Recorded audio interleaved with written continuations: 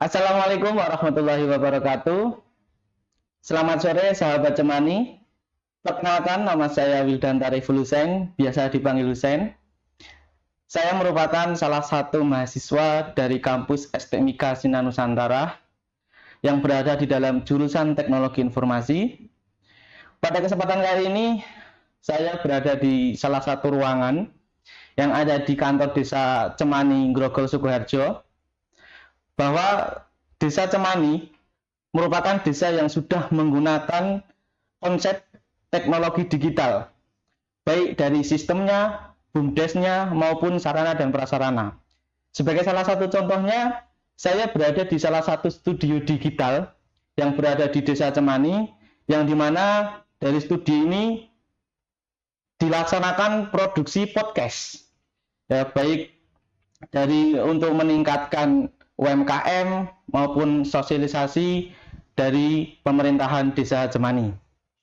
Baik, tidak usah berlama-lama, di samping saya ada beliau Bapak Satrio Nugroho. Beliau sebagai kadus di salah satu dusun di Desa Cemani. Oke, baik. Selamat sore, Mas Satrio. Sore, Mas Husain. Oke. Baik, boleh diperkenalkan dulu namanya? Nggih, perkenalkan nama saya Satrio Ilham Nagoro, di Desa Cemani sebagai Kepala Dusun 3, membawahi Dukuh Cemani dan Ngrupi RW 16. Untuk rumahnya jauh Mas dari sini? Rumahnya deket, cuma di selatan desa itu. Selatan di desa. Dukuh Cemani RW 13. Udah menggeluti di bidang pemerintahan desa udah berapa lama? Saya pertama masuk di sini itu kan dulu waktu Pilkada 2020 sebagai DPS ya. Kemudian sama Pak Hadi waktu itu, Kepala Desa waktu itu, untuk membantu di desa di tenaga IT. Sampai sekarang jadi kadus di tahun 2023 akhir kemarin. Oh gitu.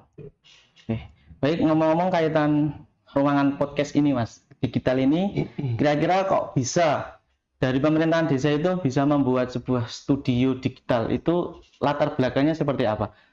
Kalau latar belakang tuh dulu idenya dari Pak Hadi, kan dulu sering ya Pak Hadi itu lelean. Ya, waktu itu di Pendopo. Tiba-tiba beliau bilang, "Yuk, Nek, aku arep gawe studio podcast. Piye kira-kira kayak gitu." Nggih, enggak apa-apa Pak, lah untuk apa? Ya, waktu itu kan COVID ya Mas. Segala informasi di media sosial itu kan sedikit-sedikit share. Nggak tahu itu informasi valid apa enggak gitu. Dan hoax itu ada di mana-mana tentang penyakit COVID itulah Pak Lurah waktu itu, yo ben awak dhewe iki iso duwe wadah nggawe informasi masyarakat yang bener-bener valid.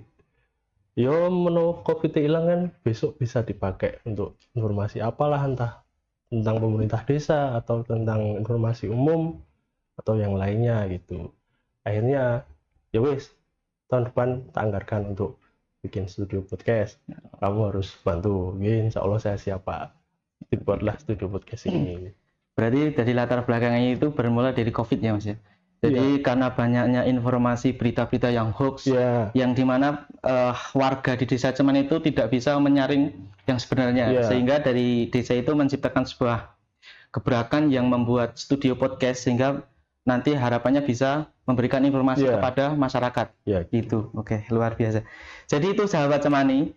Jadi latar belakang dari terbentuknya sebuah podcast, sebuah studio digital ini adalah ingin memberikan edukasi kepada warga, khususnya di warga Cemani, akan hal berita-berita hoax yang beredar dulu ketika COVID melanda di Indonesia ini. Oke, kemudian selain latar belakang ini Mas, saya juga mau tanya tujuan dan manfaatnya ini dari podcast ini sendiri gimana? Ya, selain untuk menyalurkan informasi yang valid ya Mas, tentunya ya kita tahulah.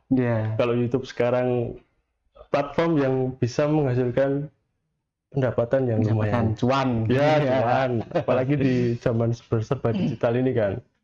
Waktu itu kan juga lagi boomingnya Deddy Corbuzier. Oh gitu. Terus kan ada pendapatan per bulan sekian. Nah, Dari itu, kalau dari podcast Semani bisa menghasilkan pendapatan dari AdSense, itu kan bisa masuk di PAD, pendapatan asli desa, yang nanti juga untuk masyarakat juga. Itu. Oke, jadi dengan adanya studi ini bisa menambah pendapatan di desa ya Mas? Iya. Jadi harapannya itu supaya podcast berjalan, kemudian bisa mendapatkan AdSense sehingga bisa dimasukkan ke dalam kas desa. Gitu. Kemudian salah satunya itu sasarannya Mas. Ketika ini kan kita sudah membuat konsep studio digital, sudah membuat podcast dan sebagainya. Nah ini sasarannya untuk siapa sebenarnya? Sasaran yang seperti apa? Sasaran audiens atau narasumber? Iya, narasumber mungkin bisa, kemudian penontonnya juga. Penontonnya. Kalau narasumber sejauh ini masih umum ya, untuk siapa aja. Bahkan kita pernah kedatangan tamu mantan narapidana teroris, itu juga pernah. Selama ini kan image masyarakat mantan napiter itu kan medeni. Iya. Padahal enggak. Waktu itu kita podcast, beliau juga sudah biasa, sudah memasyarakat dan juga sudah lebih agamis gitu. Dan setiap napiter yang sudah direhab oleh polisi itu kan mereka sudah memang gimana ya, tidak berpikir seperti dulu waktu itu gitu. Terus kita juga pernah kedatangan Bupati Sukoharjo, sudah dinas PMD, terus Dandim Sukoharjo juga pernah, dari kesehatan juga pernah, dari Karang Taruna juga pernah mengelola, cuman sempat vakum sampai sekarang ya. Terus untuk sasaran penonton ya pertama untuk warga desa Cemani dulu, setelah itu mungkin ya seperti tulisan di depan ini kan, dari Cemani untuk dunia ya, untuk Cemani untuk dunia. Seluruh dunia juga. Jadi jargonnya itu Cemani untuk dunia. Iya, dulu Bupati itu. Keren. Oke. Jadi untuk sasarannya itu semua kalangan ya Mas, ya, dari kalangan, pemerintah maupun warga biasa. Ya. Luar biasa. Kemudian dari tahun 2020 sampai sekarang itu gimana Mas perjalanan dari studio ini sendiri? Ya jatuh bangun ya Mas ya, jatuh bangun dalam arti selama ini kan saya sendiri nggih, maksudnya sendiri dalam arti sendiri untuk pembuatan konten, terus editing video gitu. Harapan saya kan ya pengennya adalah Karang Taruna atau muda-mudi desa yang mau membantu saya gitu. Terus kesulitan mencari narasumber. Waktu itu kan ya kalau ada tamu langsung dijak podcast gitu. Ya ada yang mau, ada yang maaf Pak, saya sedang ada acara, hanya ditunda kayak gitu Mas. Itu pertanyaan selama ini. Oke, jadi jatuh bangun ya? Ya. Jadi dari vakumnya sampai sekarang itu sudah berapa lama Mas? Vakum terakhir itu kalau nggak salah di bulan Oktober kemarin 2023. Berarti udah hampir 6 bulan lebih. Iya, 6 bulan lebih. Itu karena juga pas repot kegiatan pemilu. Terus nggak ada yang ngurusi. Kebetulan Pak Hati juga sudah mengundurkan diri sebagai kepala desa. Kan nggak ada hostnya. Dulu kan hostnya Pak Hati. Dan saya juga pertama kali di sini. Biasanya di situ kan. Itu. Oke. Jadi sekitar 6 bulan kita vakum. Oke. Jadi kami dari STMIK Sinar Nusantara mempunyai gagasan untuk bisa meng-comeback lagi ya studi digital ini yang sudah vakum sekitar 6 bulan. Itu. Kemudian terakhir nih Mas, ya, untuk harapan dari studi digital ini. Harapan saya podcast Cemani ini tetap eksis ya.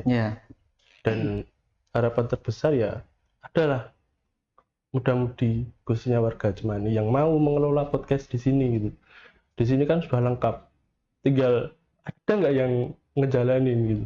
Nah, saya sendiri kan Euro tidak mampu di samping pekerjaan pokok saya sebagai kepala dusun gitu. Harapan saya itu ada muda-mudi yang mau meneruskan ini melewati kalian KKN ini di sini. Itu. Oke, baik, terima kasih buat Mas Satrio. Jadi sahabat Cemani, studi digital ini sendiri tadi sudah dijelaskan oleh beliau Mas Satrio.